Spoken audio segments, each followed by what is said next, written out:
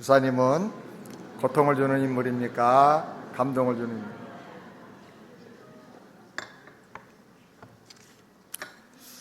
오늘 잠언 말씀이 우리가 읽을 때마다 이런 말씀이 왜 성경에 기록되었나 싶을 만큼 아주 특이한 말씀입니다.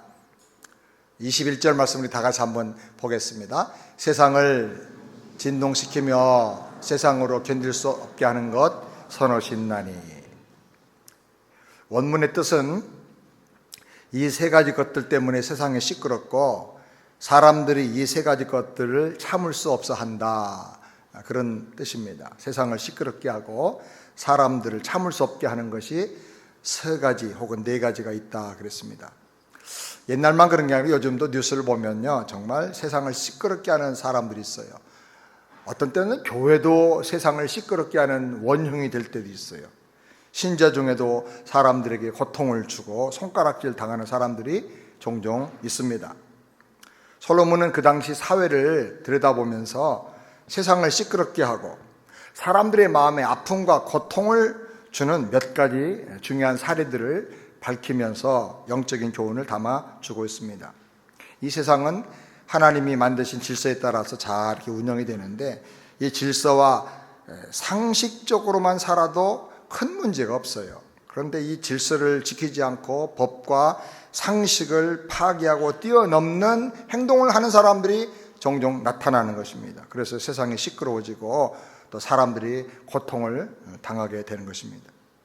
대부분 그런 사람들은 자기 주장만 계속 끝까지 고집을 합니다.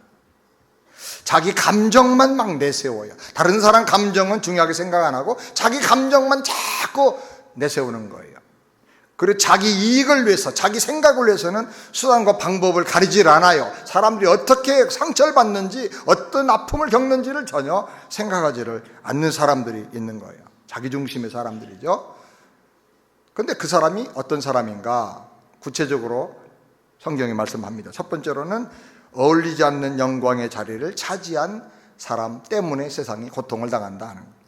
22절 다 같이 함께 읽겠습니다. 곧 종이 임금된 것과. 종이 왕 될 수 없다는 말 절대 아닙니다. 중요한 것은 왕 될 만한 자격과 조건을 못 갖춘 사람이 왕이 되어서 왕의 행세를 하니까 이게 문제라는 거죠. 성경을 보면 노예였는데 애굽의 총리가 되고 왕의 권한을 다 위임받았던 요셉의 이야기를 다루면서 믿음의 사람이고 하나님이 축복하시는 사람이라고 말씀합니다. 요셉은 애굽의 종으로 팔려갔습니다. 그리고 억울하게 누명을 쓰고 죄수가 되어 감옥에 갇혔습니다. 근데 그렇게 죽을 고생을 하는 가운데 13년 반 만에 총리가 되어서 애굽 나라를 통치하고 다스립니다. 요셉은 그 노예로 팔려가서 그 감옥의 죄수로 들어가서 그냥 한숨만 쉬고 산 게 아니라 하나님이 나와 함께 하신다, 하나님이 나에게 주신 약속의 말씀이 반드시 이루어진다, 그래서 그걸 믿고 누가 보든 보지 않든 간에 열심히 자기를 훈련한 사람, 철저하게 믿음의 훈련, 하나님과 동행하는 훈련, 약속의 말씀 붙잡고 사는 삶의 경영의 훈련, 다른 사람을 섬기고 어려움을 돌봐주는 훈련, 이 리더십의 훈련을 다 스스로 한 거예요. 그래서 요셉이 바로왕 앞에 섰을 때 바로가 신하들과 함께 더불어 요셉을 인터뷰하고 확인한 결과 이렇게 지혜와 성령이 충만한 인물은 우리가 어디서도 만날 수가 없다.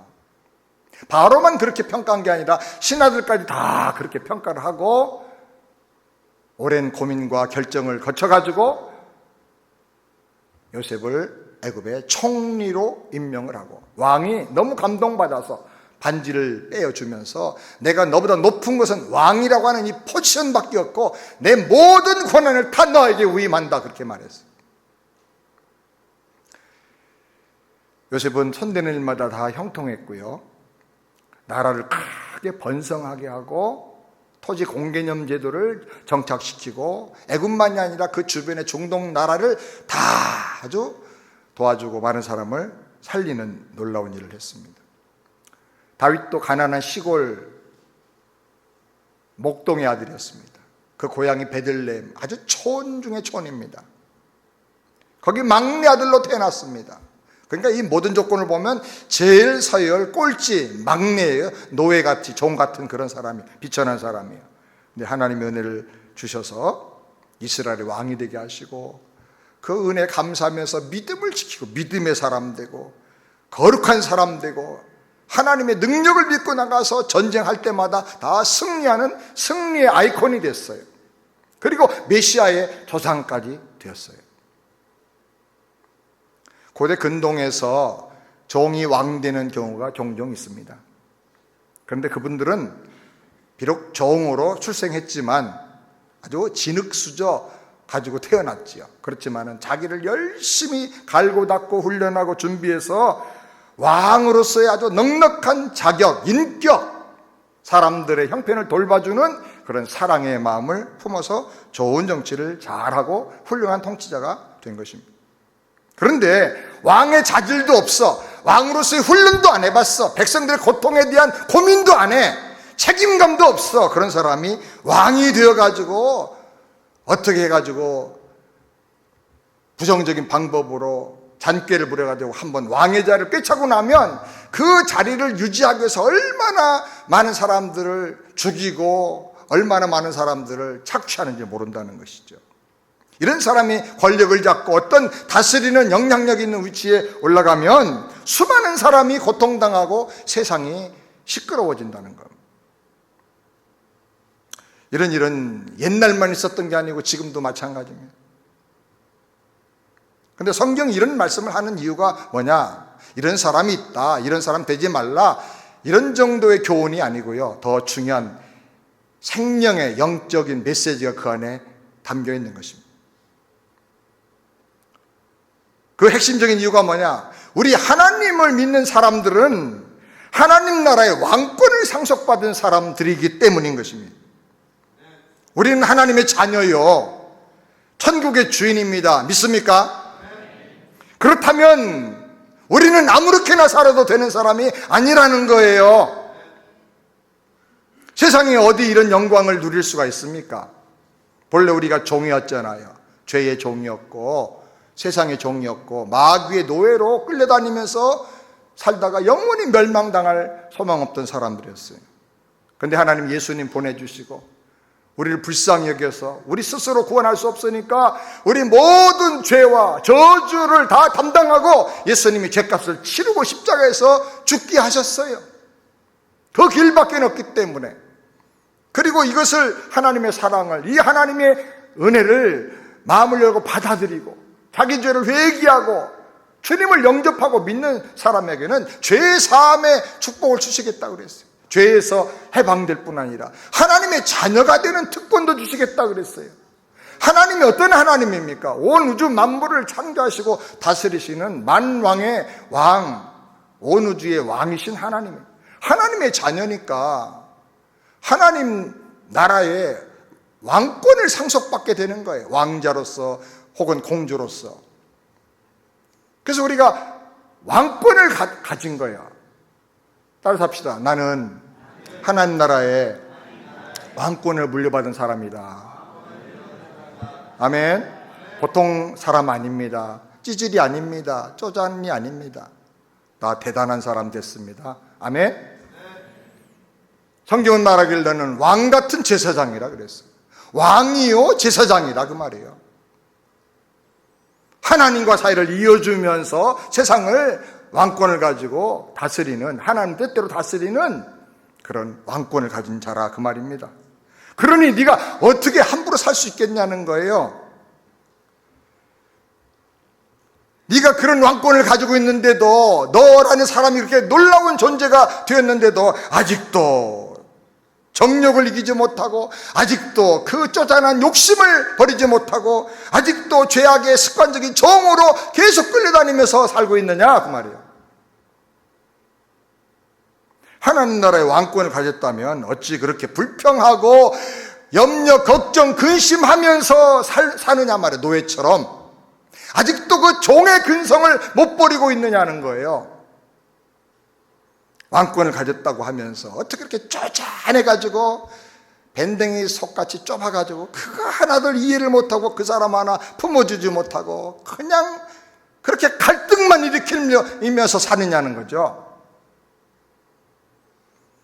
여러분, 요즘 세상이 힘들고 어렵고 시끄러운 이유가 뭡니까? 정치를 잘못해서, 물론 그래요. 경제가 어려워서, 물론 그것도 이유가 됩니다. 근데 정말 중요한 것은요, 신자가 신자답지 못하기 때문에, 신자다운 신자가 없기 때문에 그래요. 짠맛 내는 소금이 맛을 내줘야 세상이 썩지 않는데 이 짠맛을 안 내니까, 잊어버렸으니까 같이 다 썩어버리는 거죠. 앞을 밝게 비춰주는 빛이 뭘 조명을 해줘야 보고 살 텐데 빛을 잃어버렸으니까 모두가 다 수렁에 빠져서 다 허우적거리는 거예요.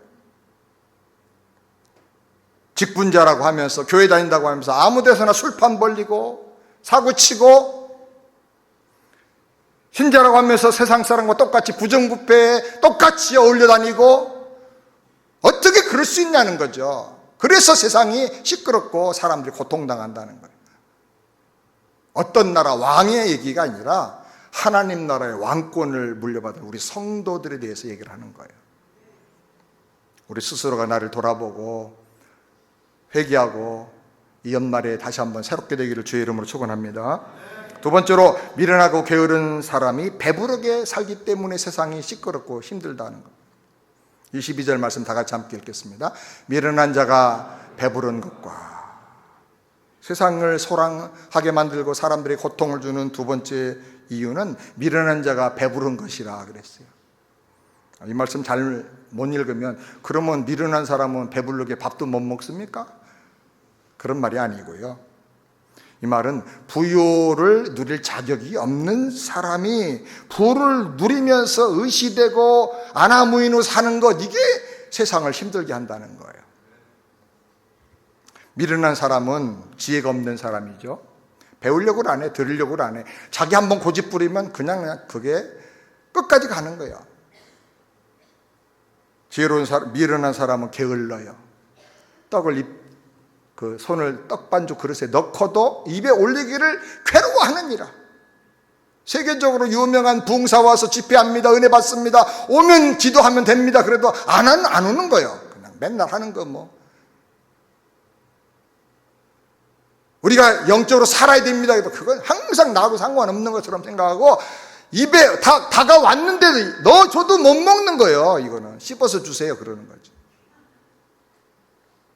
핑계가 많아요. 배은자는 길거리 사자가 있다, 모아가 있다 하면서 안 나가, 움직이질 않아. 미련한 사람은 또 하나님이 없다 그래요. 다 자기 잘났다고 그래요. 근데 이 미련한 사람이 지혜로운 사람 밑에서 배우고 뭐를 보고 살면 그래도 사고가 안 나, 사고를 안 쳐. 근데 문제는 뭐냐면, 이 미련한 사람이 현명한 사람 밑에서 뭘 배우면서 이렇게 인생을 조신하게 사는 게 아니라 어떻게 하다 보니까 대박이 한번 났어. 한탕을 했더니 그게 뭐가 터져가지고 먹을 게 너무 넘치고 돈이 너무너무 많은 거예요. 그래도 배 터지는 거예요. 미련한 자가 지혜로운 사람보다 높은 자리에 앉게 되고 더 많이 가지니까 문제가 막 발생하기 시작해요. 미련한 자가 주인이 되고 미련한 사람이 직장에서 제일 높은 상사가 되면 그 말을 듣는 사람마다 다 실패할 수밖에 없어요. 미련한 짓을 해야 되니까 똑같이. 그래서 사회 곳곳에 소란이 일어나요. 사람들이 고통을 당해요. 정말 미련한 사람이 정치하고 미련한 사람이 정권 잡으면 나라 망해요, 완전히. 또 미련한 사람들은요, 자기보다 지혜롭다 생각하는 사람들을 괴롭혀요. 말도 안 되는 부당한 요구를 하면서 왕따를 시킵니다. 결국은 매장시켜버리고 말아요. 그러니까 사회 전체가 다 진통을 당하는 거예요. 진통을 겪는 거. 차라리 미련한 사람이 가난하고 어려우면 겸손해집니다.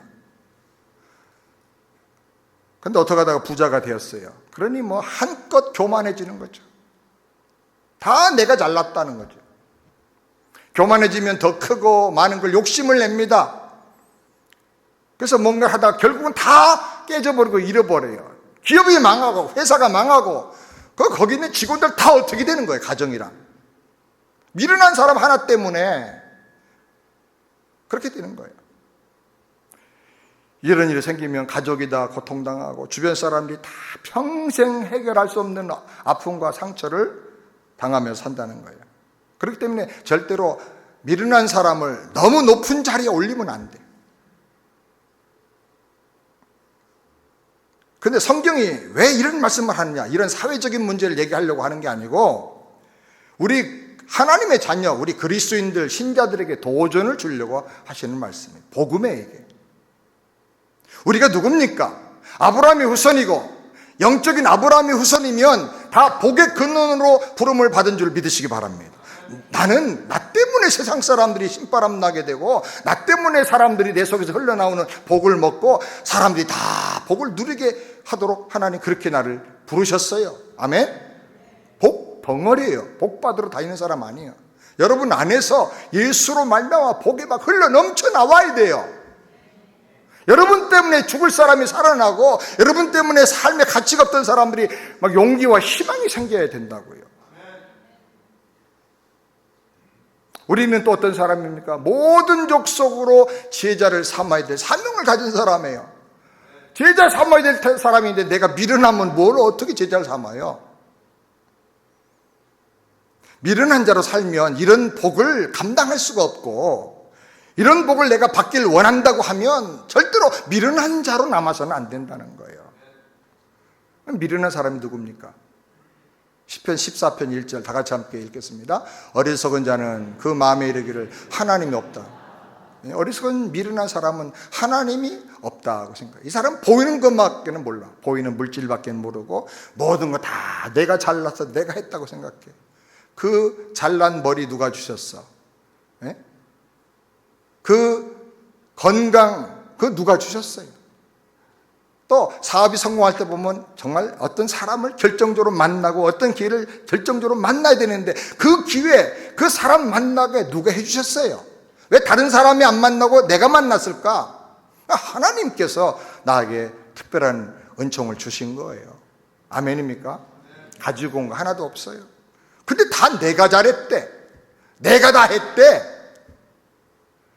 또 어떤 사람은 아이고 어떻게 이렇게 잘 됐어요? 아유, 운때가 맞아가지고. 무슨 놈이 운때야? 집사님이고 장로님인데도 운때래, 운때. 하나님이 그거 들으시면요, 이걸 그냥 어떻게, 에? 운이야, 운? 어쩌다 재수 좋아가지고 된 거예요? 세상에 그런 하나님을 모독하는 말이 어디 있어요, 세상에? 하나님 하신 겁니다. 아멘입니까? 미련한 사람은 또 하나 특성이 뭐냐면 하나님의 존재도 부인하고 하나님의 임재하심, 나와 함께 하심을 부인하고 또 하나는 로마서 1장 21절 다 같이 함께 로마서 1장 21절 하나님을 알되 하나님으로 영원하게도 아니하며 감사치도 아니하고 오히려 그 생각이 허망해지며 미련한 사람 마음이 어떻게 말씀을 듣고 알았어요? 복음을 듣고 교회도 다녀서 하나님을 알긴 알아. 그런데 영어롭게 하지 않고 감사하지도 않아. 감사할 이유가 없는 거예요. 왜? 다 지가 잘나서 다 내가 했다고 생각하니까 감사하지 않는 거예요. 그 원인을 몰라. 바람이 어디서 불어서 왜 서로 가는지 그 원인을 몰라. 그냥 바람만 부는 것만 보는 거죠. 나를 하나님이 어떻게 인도하시고 어떻게 나를 하나님께서 축복하셔서 이런 일을 하게 하시고 여기까지 오게 하셨는가? 그걸 모르는 거예요. 나를 지으심이 신묘막측하다 하는 고백이 감동이 안 되는 거예요.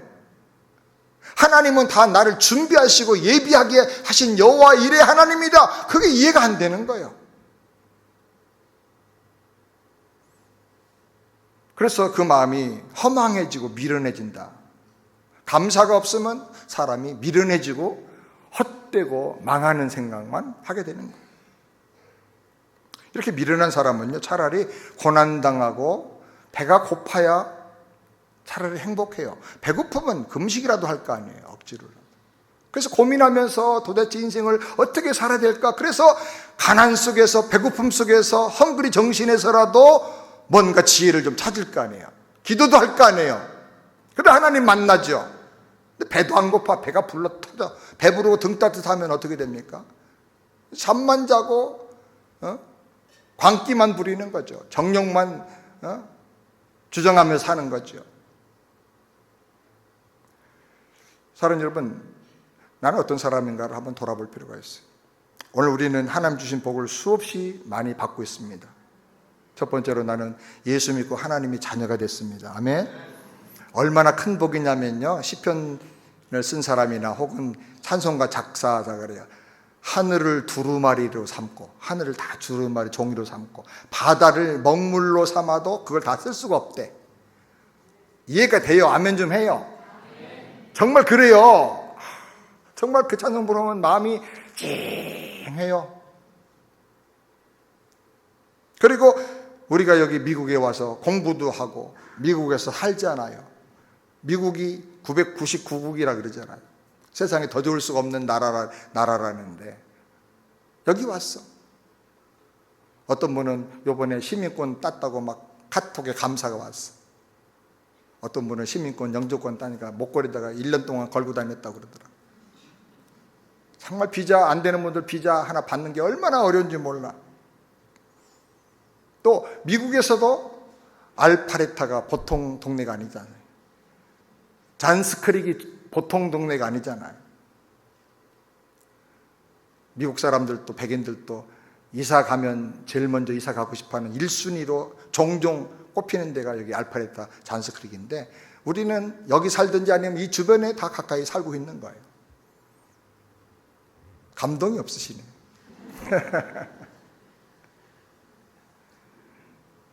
그리고 세계적으로 건강한 교회, 세안교회, 아멘? 세안교회 우리가 함께 신앙생활하는 거 얼마나 감사해요. 옆에 있는 분 보세요. 얼마나 은혜가 되는 분들이에요. 예? 감사하잖아요. 감사할 게 너무너무 많아요. 아멘? 최소한 4가지는 감사할 게 있는 거예요. 꼽아보면 하나하나 계산해서 하나님 앞에 감사가 넘치게 되기를 바랍니다. 감사는 머리 나쁜 사람은 절대로 못해요. 감사는 머리 좋은 사람만 할 수 있는 거예요. 감사를 못한다 그러면 참 나는 머리도 나쁘고 미련한 사람이구나 생각합니다. 그런데 내가 새끼밥을 먹는 거 이거 정말 너무너무 황송한 일이죠. 어리석은 자가 배부르게 사는 거 이거 세상이 힘들어하는 일 중에 하나예요. 여러분 세상 힘들게 만들지 마세요. 아멘. 어떤 사람이 죽어서 천국에 갔답니다. 가서 보니까 천사들이 뭘 열심히 계속 모여가지고 포장을 하더래요. 뭐 하느냐고 가서 물어보니까 세상 사는 사람들에게 하나님이 주실 희귀한 복을 전달해 주려고 너무 귀하니까 그거 상하지 않도록 박스에 넣어서 포장을 하고 있다 그럽니다. 근데 그 복을 담는 박스는 고난이라고 하는 재질로 만들어졌대. 그 고난의 박스에 열쇠가 있어야 되는데 그 열쇠를 몰라서 사람들이 그 내용물을 꺼내보지를 못한다는 거예요. 어떤 사람은 그거 배달되면 고난 해가지고 그냥 박스만 보고 겁나가지고 갖다 버린대. 또 어떤 사람은 갖다가 쌓아놓기만 하고 열어보지를 않는다는 거예요. 근데 고난이라는 박스를 열쇠를 열고 탁 열면 기가 막힌 복이 있는데 그 열쇠는 오직 감사로만 열린다는 거예요. 고난을 무서워하거나 피하려 하지 말고 감사하면서 받으면 그 박스를 열면 그 안에 상상도 못할 내가 엄청난 행복의 주인공 되고 믿음의 거인 될 수 있는 그런 복이 그 안에 있다는 거예요. 사랑하는 여러분, 감사함으로 그 복을 날마다 누리고 또 발견하고 계속 해내기를 우리 주님의 이름으로 축원합니다. 세 번째로 매력 없어서 미움받던 여자가 시집 간 것 때문에 세상이 힘들다고 합니다. 특이한 관점인데요. 23절 말씀 다 같이 봅시다. 꺼림을 받는 계집이 시집 간 것과 번역이 좀 약간 여성분들을 좀 폄하하는 듯한 번역이 됐는데, 계집이 나쁜 말이 아니고 집에 계시는 분, 그래서 계집입니다. 존칭이에요, 존칭.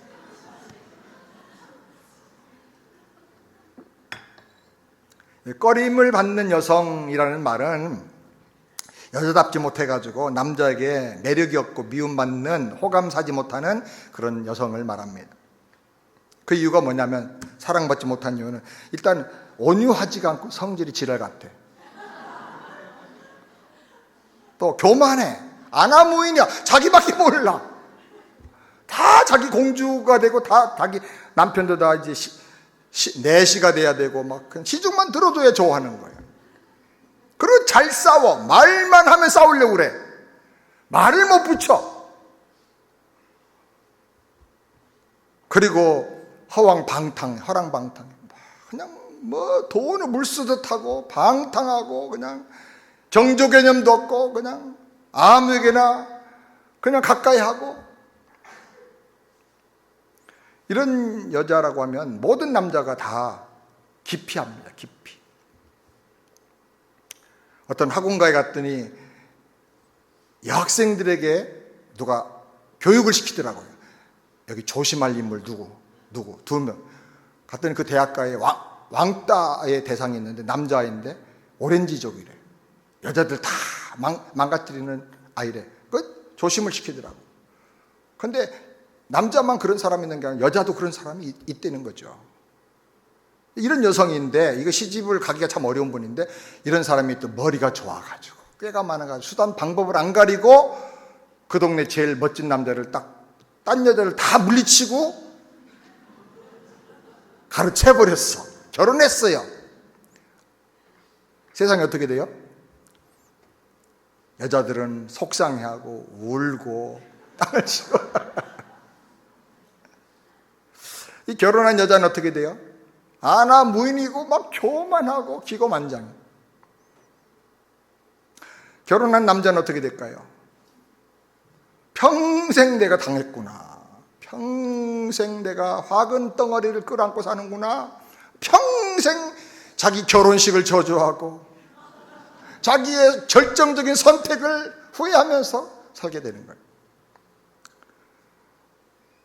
집에는 막 카드 전시회장처럼 막 카드가 줄줄 있고, 그냥 집도 좁은 데다가 그냥 창고에 가고 클로셋에 가면 그냥 한 번밖에 안 든 명품 가방이 그냥 쫙 걸려 있는 거예요. 가방을 열어보면 가방 속에 또 작은 명품 줄줄이 다 들어요. 카드를 돌려막고 수십 개 카드를 가지고, 카드 경영의 귀재예요.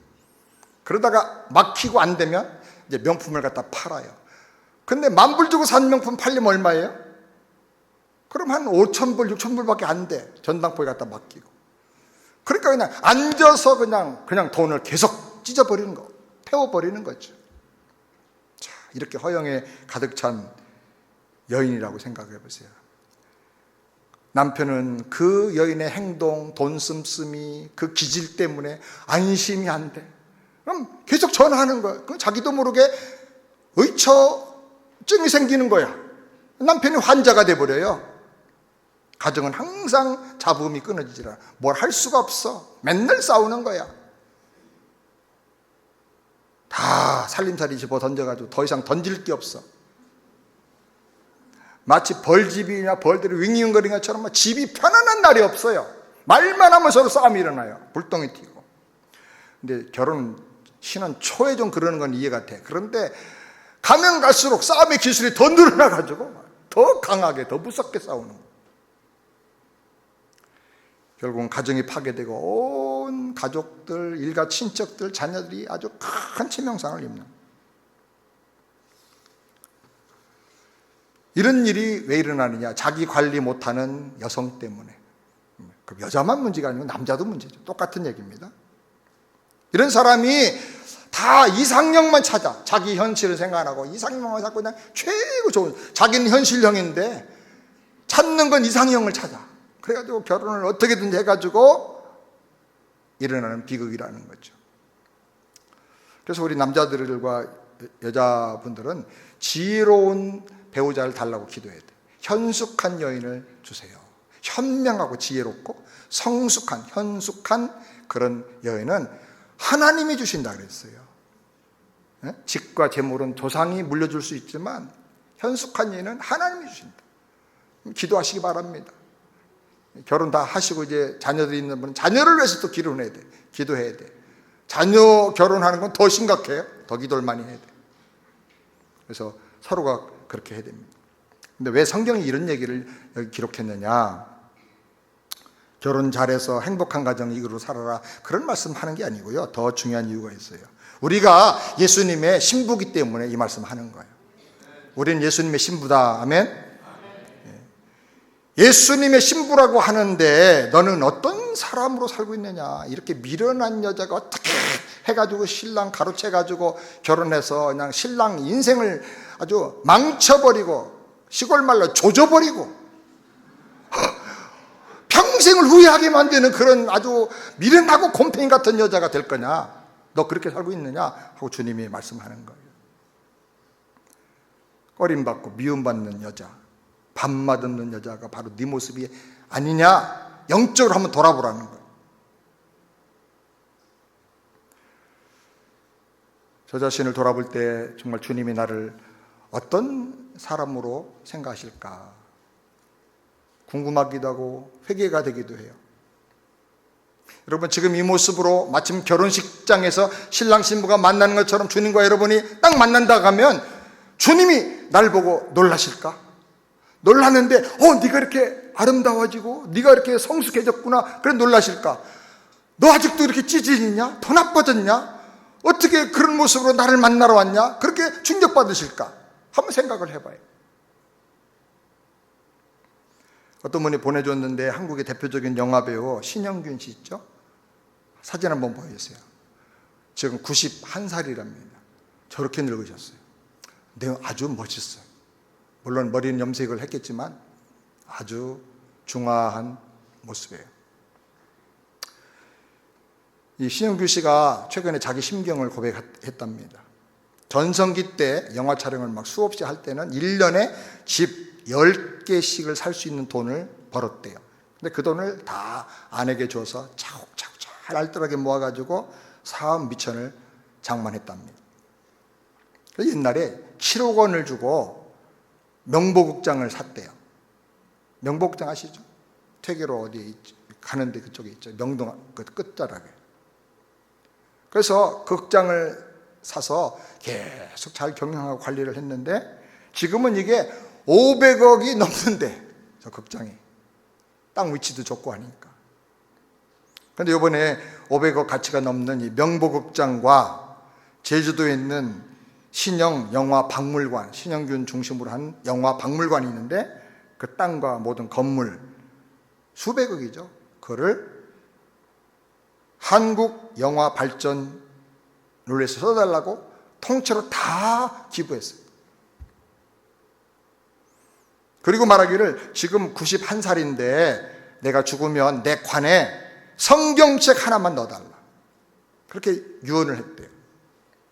자기가 나온 대학교, 모교인 서울대학교에도 시가 100억이 넘는 땅을 기증을 했어요. 장학재단을 써달라고.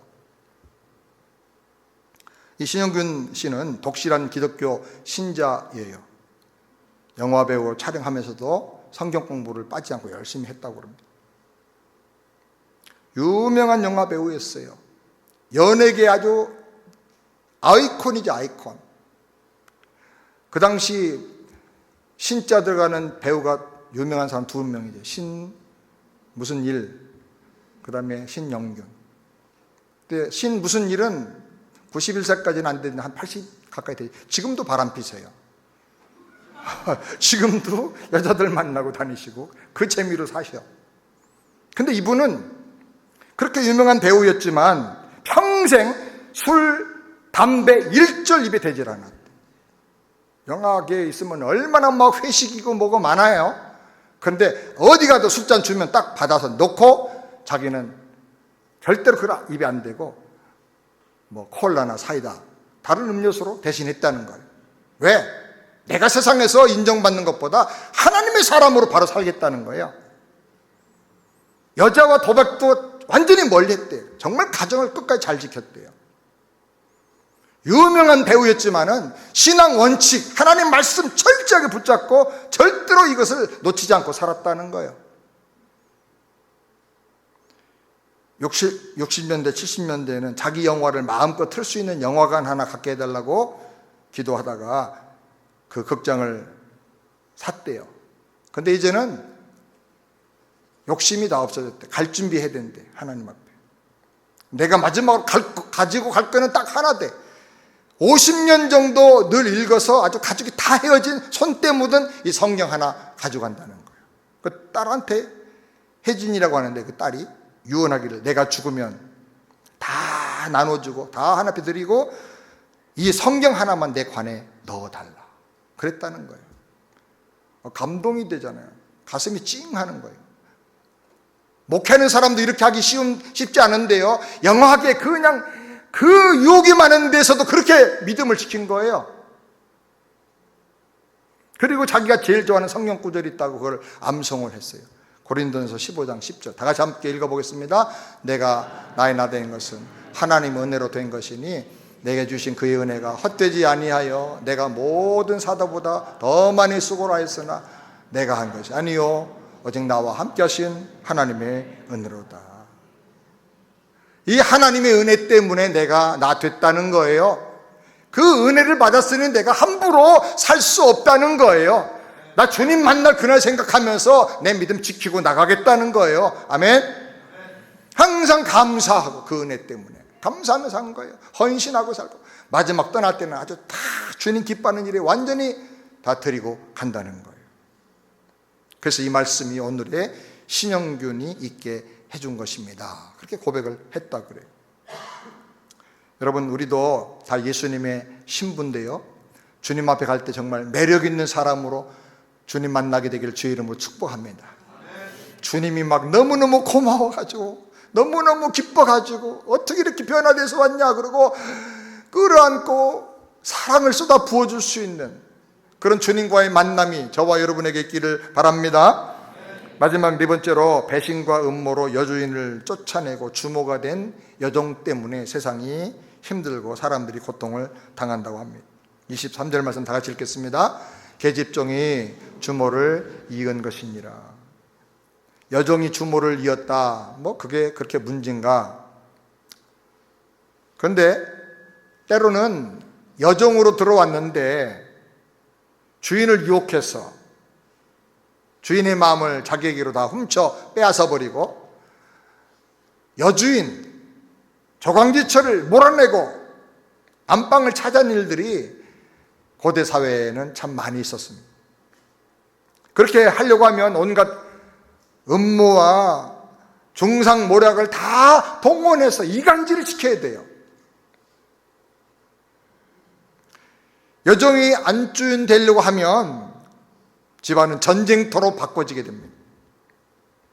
이로 인해서 가정의 평화는 다 깨지고 가정의 사람들이 말을 해도 서로 믿을 수가 없게 되고 온 가족들이 상처를 받게 됩니다. 우리가 성경에 보면 아브라함의 아내 사라도 여종으로 이 여주인의 몸종으로 들어왔는데 어떻게 해서 후사를 낳게 됩니다. 거기까지는 여주인이 배려해 준 거죠. 근데 아들 낳자마자 이제 갈등을 만들어내기 시작합니다. 여주인을 무시하고 또 그 자리를 자기가 차지하려고 그러고 막 그냥 암투가 벌어집니다. 결국은 쫓겨나게 됐죠. 이것이 얼마나 큰 고통을 준지 몰라요. 하갈 사건 때문에 여러분 세계가 지금 힘들어요. 하갈의 후손이 이스마엘, 그 후손들이 다 아랍 중동에 있는 분들인데 이분들이 종교도 하나 따로 만들었어요. 무슬림 만들어가지고 온 인류 10억 이상이 20억가량의 인구가 계속 전쟁하는 거예요. 어디하고 싸우냐?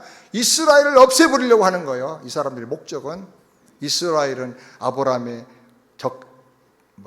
장자, 적자인 이삭의 후손들이잖아요. 그러니까 배달은 몸에서 낳은 이스마엘 아들과 그 본처의 아내에서 낳은 이삭 후손 사이에 전쟁이 세계 전쟁까지 되고 있어요. 지금 많은 사람들이 마지막 3차 전쟁이 일어나면 아마 바로 그것 때문에 일어나지 않겠는가, 그렇게까지 얘기를 합니다. 세상을 힘들게 하는 사건이 됐어요.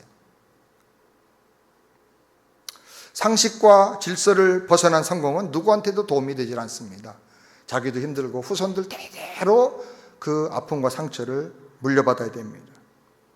특별히 우리 그리스도인들은 하나님의 법인 말씀을 지키고 세상의 법과 질서와 예의와 상식도 잘 지키는 사람이 되어야 할 줄을 믿습니다. 아멘. 그래서 덕을 세우는 사람이 되어야 돼요. 복은 하나님이 주시는 거예요. 그걸 받는 방법은 믿음으로 받는 거예요. 말씀 순종하고 기도할 때 하나님 나라 위해서 꿈을 꾸고 비전을 가질 때 하나님이 그 복을 주시는 거예요. 그 복을 받으면 먼저 내가 감사하면서 변화가 돼야 돼요. 이 복을 감당할 수 있는 인격의 사람 되도록 나를 변화시켜야 되는 거예요. 복은 많이 받았는데 나는 찌질이로 살면 이 복이 독이 돼버려요. 돈 많은 거 좋죠. 근데 돈 많은데 사람이 아주 미련한 사람이 돼버리면 그 돈이 자기를 망가뜨리는 무기가 되는 거예요. 지식이 좋죠. 지식 많으면 좋아요. 그런데 인격이 나쁘면, 인격이 성숙이 안 됐으면 그 지식 가지고 사람들 골탕 먹이고 죽이는 거예요. 어린아이 손에 들려있는 무기가 살인을 불러오는 것과 똑같은 거죠. 그래서 하나님 복을 주시면 내가 자신이 변화되고 더 겸손해지고 더 하나님 말씀을 붙잡고 몸부림치면서 나 자신을 훈련해 나가야 할 줄을 믿습니다. 아멘. 그러면 우리는 어떤 경우에도 질서에 우리가 순종을 할 줄 알아야 돼요. 질서에 순종을 해야 돼요. 그리고 절대로 인간관계를 배신하지 마세요. 20대, 30대 때는 좀 철이 없어 그럴 수 있지만 50대 넘어가면요, 그동안에 좋은 관계를 맺었던 사람들 절대로 등지고 떠나가고 싸우고 헤어지고 그렇게 하지 마세요. 헤어지고 딴 데 가면요 평생 좋은 친구 못 사귀어요. 이제는 가까이 있는 친구들을 사랑으로 잘 관계를 강화해서 나가야 되는 거예요. 급한 일 있을 때 전화하면 달려와 줄 수 있는 사람 몇 명이나 되겠어요. 맨날 싸우고 배반하고 그리고 떠나가고 그러면 이제 60대 70대에서 세상 떠나 몸 아파 누워있으면요 아무도 안 찾아와요. 아무도 전화도 안 와요. 아무도 날 찾는 이 없는 이 외로운 산장에 홀로 누워가지고 단풍잎만 낙엽 져서 떨어지는 거 하나하나 헤아리면서 마지막 잎새기 떨어지면 나도 가야 되겠지 이러고 여러분 옆에 있는 분들이 참 소중한 분들인 걸 믿으시기 바랍니다. 절대로 상처 주고 갈등 주고 그러지 말고 조금 문제 있어도 덮어주고 그렇게 하세요. 아멘. 덮어주지 않고 품어주지 않으면요 인간관계는 성숙될 수가 없어요. 김치도 맛있게 담그려면 다 이렇게 싸가지고 보쌈 해가지고 다 이렇게 덮어야 돼. 이걸 다 풀어 헤쳐놓으면 성숙이 안 돼. 제가 집사람 보고 아가씨 하니까 여러분 집사람 아무 흉과 허물이 없는 퍼펙트한 여성처럼 보이십니까? 절대로 그렇습니다라고 말하는 게 거짓말입니다. 정말 아니에요. 물론 이제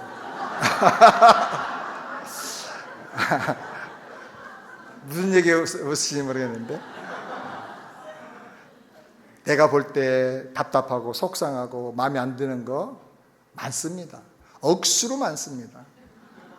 근데 그건 다 덮어주고 오히려 그것이 나한테 유익이 된다고 해석을 하고 그리고 사랑하고 어떤 부분은 또 기다려주고 참아주고 그래서 여기까지 오는 거예요.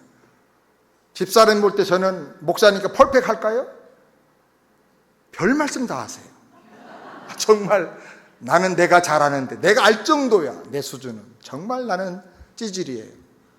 정말 문제가 많아요. 하나님의 은혜가 아니면 정말 아무것도 할 수 없는 사람이에요. 은혜로 여기까지 왔어요. 근데 집사람이 저를 부를 때 이런 거 처음 공개하는데 아빠라고 해요. 아빠. 내가 자기 아빠 아니거든. 애들이 아빠인데 아빠라고 해야지. 근데 아빠라는 그 명칭 속에 어떤 데는 아버지 그래요. 아버지. 자기 아버지를 부르는 심정으로 부르는 거예요. 그래서 나를 아버지처럼 의지하고 사랑하고 존경한다는 뜻인가, 아니면 너무 늙었다는 뜻인가 생각을 해요. 근데 그 말이 나를 이렇게 격려하고 해준다는 뜻으로 들려요. 저한테 문제가 많아요. 그런데 덮어주고 품어주고 이해해주고 기도해주고 정말 기도를 많이 해요. 막 그 기도 중에 대부분이 저를 불쌍히 여겨달라고 하는 그런 기도일 것 같아요. 그러니까 사는 거예요. 절대로 배은망덕하지 마세요. 은혜는 다 잊어버리고 섭섭한 거 하나 가지고 평생 원수 되는 사람, 정말 그런 사람이 있어요. 감사 넘치기를 바랍니다. 감사가 없으면요, 살수록 후회, 서운함, 섭섭함, 불평만 내 주변에 늘어나게 돼요. 그러면 그 사람의 인생이요, 갈수록 그렇게 눌리는 인생이야. 눌리는 주름살도요, 어떤 주름살은 은혜스러운 주름살이 있고 어떤 주름살은 아주 짜증스러운 주름살이 있어요. 눌려가지고. 감사하면 우리 속에서 창조적인 에너지가 나와요. 희망의 에너지가 나와요. 사랑의 에너지가 나와요. 아멘? 감사가 없으면요, 은인이 섭섭한 사람 되고요, 세월 갈수록 주변에 불편한 사람들만 많아지게 돼요. 다 이 사람도 불편하고 저 사람도 불편하고. 아름다운 추억도 사소한 일 때문에 금가버리고요. 감사하지 않으면 참된 친구가 없어져요. 지금은 내가 밥 사주니까 그냥 웃고 사람들이 같이 있지, 밥 안 사주고 그냥 이 몸으로 만난다면 정말 누가 나를 친구로 마음 열고 대화해 줄까? 생각을 한번 해볼 필요가 있어요. 옆 사람도 있고 윗사람도 있고 아랫사람도 있는데 참 친구가 없대. 왜 그러냐? 내가 감사하지 않기 때문에 그런 거예요. 제가 한번 우리 함께 생각하기를 원합니다. 고통 주는 인물인가, 나는 감동 주고 사는 인물인가? 한번 헤아려 보기를 바랍니다. 당신을 볼 때 사람들이 고통을 느낍니까? 아니면 감동을 느낍니까? 당신의 입에서는 짜증과 원망이 주로 많이 나옵니까? 아니면 감사와 간증이 나오고 있습니까? 잘못된 인생, 잘못된 언어 습관을 회개하고 감사의 주인공 되고 간증의 주인공 되기를 주의 이름으로 축원합니다. 기도하겠습니다. 하나님 아버지, 원망, 불평, 짜증 다 우리 생에서 떠나가게 하여 주시옵시고, 그건 기도거리가 되게 하시고, 하나님의 은혜에 감사하고 간증하는 일만 우리 주변에 많아져서 하나님께 영광 돌리고 감사함으로 말미암아 우리 주변의 사람들이 다 건강하게 회복되고 치유되게 하여 주시옵소서. 주님 영광을 받아 주옵소서. 예수님의 이름으로 기도드리옵나이다. 아멘. 준비하신 헌금